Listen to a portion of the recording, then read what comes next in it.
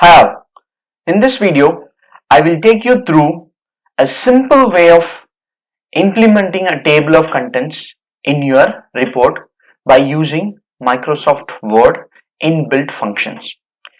Let's go for it. Usually what we do when we are writing a report, so we painstakingly put a table or column with a serial number and then the particulars and then the page numbers.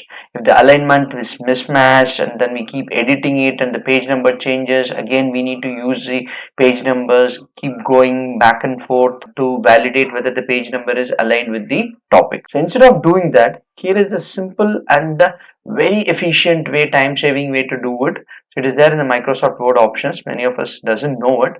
So here it is. You need to go to the reference menu and table of contents, which is under table of contents group. You click on it. There is so many inbuilt table of contents generation which is there in the Microsoft Word. Let us try to utilize it. Let's see how to do it. Let us say this is my report, right? And this is the topic that I have the report on: model comparison analytics, pitfalls and pointers. So as you can expect in a typical report, it has got heading and it has got subheading and then further subheading. Let us say this is the heading, introduction is the heading, and then this is the subheading, and further subheading within the subheading is this one. So all those things I have made it, and it is a 12-page report. If you can see it, as the page number is here at the bottom. So it's a 12-page reports with various things and ending with the references. So it will be painstaking if I take all those topics and subtopics and put it in the table of contents. So how to make these things easier? So first and foremost thing, in order to utilize this inbuilt function which is there in the reference menu of table of contents group is, it says heading 1, heading 2, heading 3. That means I need to arrange in a heading 1, heading 2, heading 3 format. So which is already there. So when you click on the home tab, whenever you are giving the heading for your project, so make sure that, right, the heading for your project represents the heading over here in the styles group, right? So then you can adjust it. So likewise, wherever it is the heading 1, right? So you can divide your paragraph setting into heading 1, heading 2 and heading 3.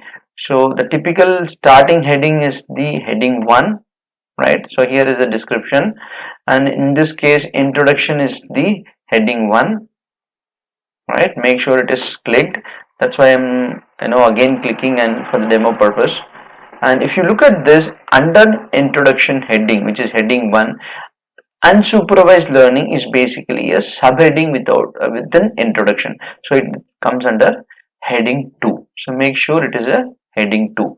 And as we go down, we can see clustering is a subheading within the already subheading, which is unsupervised learning. So make sure it is heading 3. So likewise, categorize your paragraph writing, how you are writing into heading 1, heading 2 and heading 3. If you have further heading 4, heading 5, so you can go to n number of level, but make sure you click those styles from the home tab, right? So the same thing I have done for all the other things, right? Once you make sure that everything is under that order, right? Heading 1 and heading 2, heading 3. So last one is a reference, which is also a heading 1. So make sure that you have done this necessary thing. Then what you can do, so it's cool from here.